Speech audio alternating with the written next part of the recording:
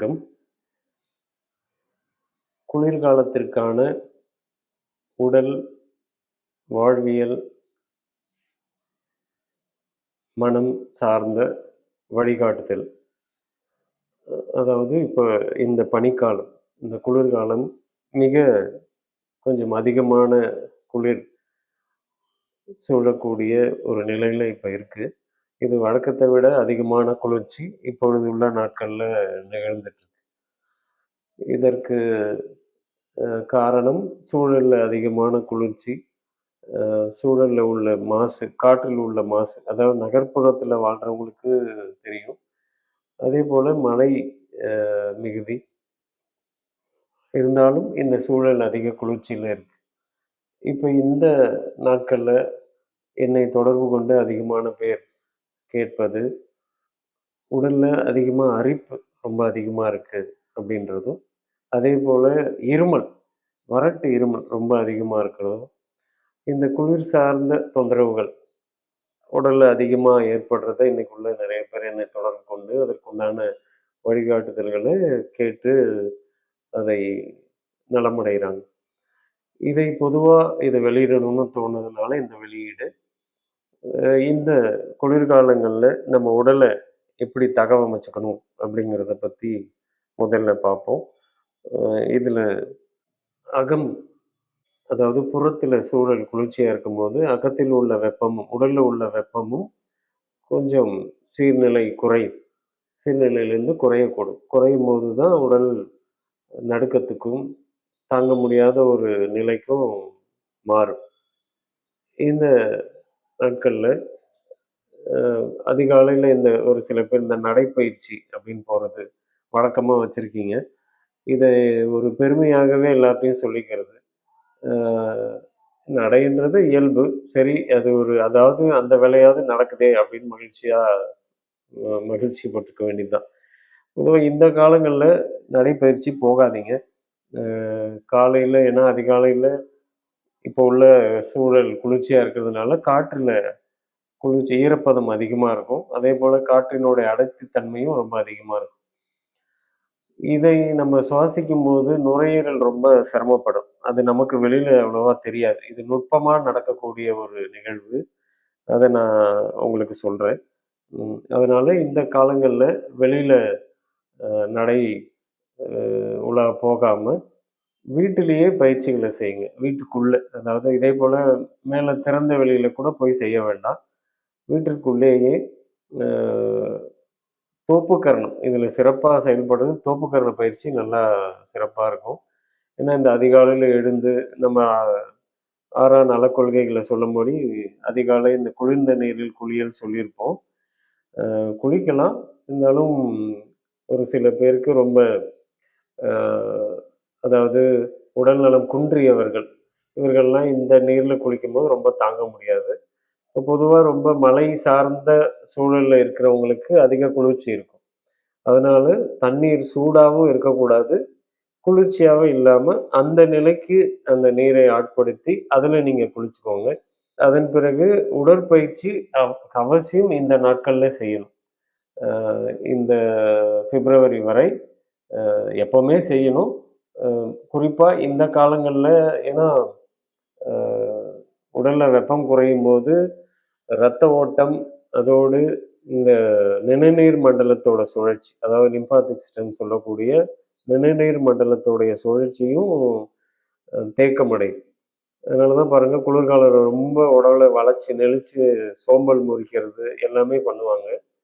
அ அதனால இந்த காலங்கள்ல கண்டிப்பாக உடற்பயிற்சி. எளிமையா ஒரு சில பயிற்சிகள நான் இப்ப இந்த குரல் பதிவிலேயே சொல்றேன். நீங்க காலையில எந்திரிச்சு, இந்த காலை வாழ்வியல் ஒழுங்குகள் எல்லாம் முடிச்சுட்டு, இந்த நாட்கள்ல கொஞ்சம் மலம் ஒரு சில பேருக்கு மலச்சிக்கலும் வரும். அதற்கு அ கா இரவு படுக்கும்போது இந்த கடுக்காய் அ பொடி செய்து அதை எப்படி குடுக்கணுன்ற முறை நம்ம யூடியூப் தளத்திலேயே போட்டிருக்கோம். அத எடுத்து பார்த்து அதன்படி எடுத்துக்கோங்க. சிக்கல் உள்ளவங்க, இல்லன்னா வேண்டியதில்ல.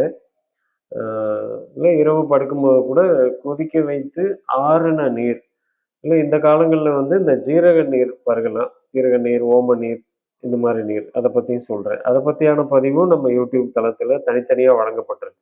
ஓம தண்ணீர், ஜீரக நீர் அப்படின்ற வீடியோ பதிவுகள் வழங்கப்பட்டிருக்கு. இந்த நீரை இந்த காலங்களில் நீங்கள் பயன்படுத்திக்கங்க. இந்த மலம் கழித்து காலை வாழ்வியல் ஒழுங்குகள் எல்லாம் முடிச்சுட்டு அதன் பிறகு பயிற்சி என்ன பண்ணணும்னா பின்வளைவு முன்வளைவு, அதாவது பேக் பெண்ட் ஃபார்வேர்ட் பெண்ட் அப்படின்னு சொல்லக்கூடிய நேராக நின்றுட்டு கைகள் ரெண்டையும் உயர்த்தி பின்பக்கமாக வளைங்க. முதுக பின்பக்கமாக வளைக்கும் போது மூச்சை உள்ளே இடுங்க.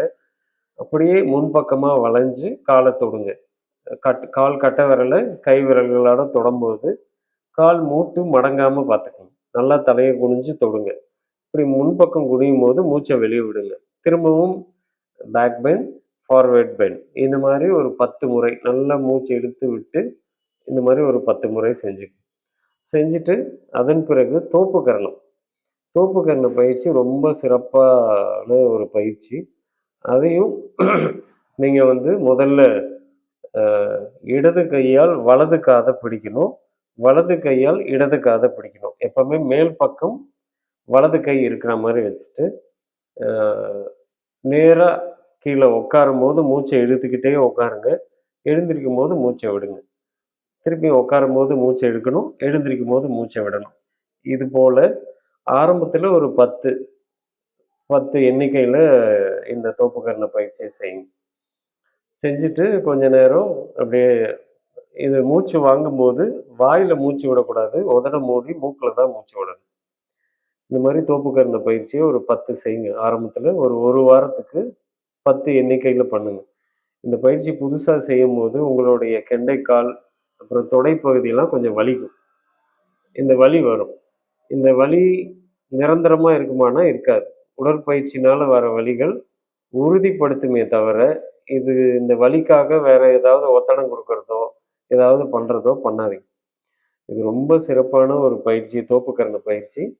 இது ஆரம்பத்தில் ஒரு வாரத்துக்கு 10.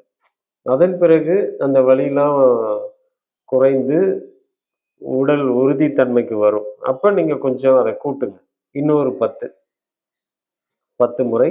அதன் பிறகு ஒரு ஓய்வு. அதன் பிறகு 10, 20 இப்படி கொஞ்சம் கொஞ்சமாக ஒவ்வொரு நாளாக 10 கூட்டிகிட்டே ஒவ்வொரு நாளாக இல்லை, நீங்கள் உங்களுக்கு ஏற்றபடி ஒரு முறை செய்யும்போது 10 ஒரு 5 முறை செய்கிற மாதிரி பண்ணுங்கள். 50 எண்ணிக்கை ரொம்ப சிறப்பாக இருக்கும் இது. ஏன்னா நம்மளுடைய கெண்டைக்கால் பகுதி தான் இதயத்துக்கு போகக்கூடிய ஒரு முக்கியமான நரம்பு, இரத்த நாளங்கள்லாம் அங்கே தான் இருக்கும். அது வலுப்பட ரொம்ப சிறப்பாக இருக்கும். அப்போ நம்ம சைக்கிள்லாம் ஓட்டணும், அது நல்லா இருந்தது. இன்னைக்கு சைக்கிள் மிதிவண்டி யாருமே பயன்படுத்துறது இல்லை. அதனால இந்த பயிற்சியாவது பண்ணுங்க.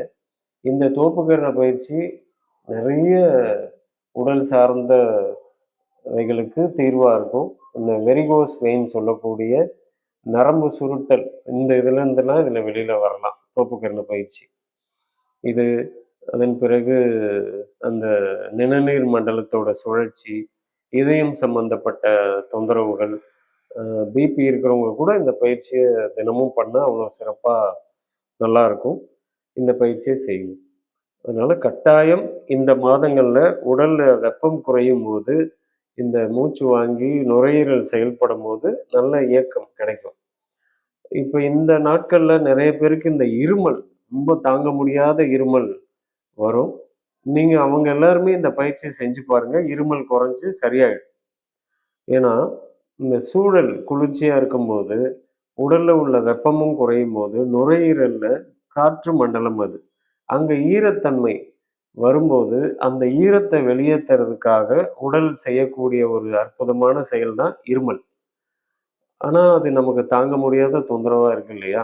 அதனால இந்த பயிற்சிகளை, தோப்புக்கரண பயிற்சியை நல்லா மூச்சு வாங்க, நல்ல சுவாசத்தை இழுத்து விட்டு செஞ்சு பாருங்க. இருமல் சுத்தமாக சரியாயிடும். இந்த பயிற்சிகளை செய்யுங்க. காலை மாலையும் செய்யலாம். அப்போது உங்களுக்கு அந்த குளிர்ச்சி அதிகமாக உடம்புல பாதிக்காது. அதை நீங்கள் இது பண்ணிக்கங்க. அதன் பிறகு உணவு உணவு வந்து ரொம்ப எளிமையான உணவுகளாக இந்த காலங்களில் இருக்கணும்.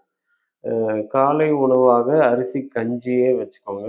இந்த நாட்களில் கூழ், இந்த தோசை, சப்பாத்தி, இந்த மாதிரி கல்லுல சுட்ட உணவுகள அறவே தவிர்த்துருங்க. அது ரொம்ப தொந்தரவு பண்ணும் உங்களுக்கு. காலையில இந்த மாரி அரிசி கஞ்சி, சுடு கஞ்சி வச்சுக்கங்க. இல்ல ஆவியில வெந்த உணவுகள கூட நீங்க எடுத்துக்கலாம். இப்படி காலை உணவு. இடையில வேற எதுவுமே சாப்பிட வேண்டாம். ஏன்னா, வெப்பம் குறைவா இருக்கும்போது செரிமானமும் மிக மிதமா தான் உடம்புல நடக்கும். அதனால மதிய உணவு நல்ல ரசம் சார்ந்த உணவுகளா வச்சுக்கிட்டிங்கன்னா ரொம்ப நல்லது.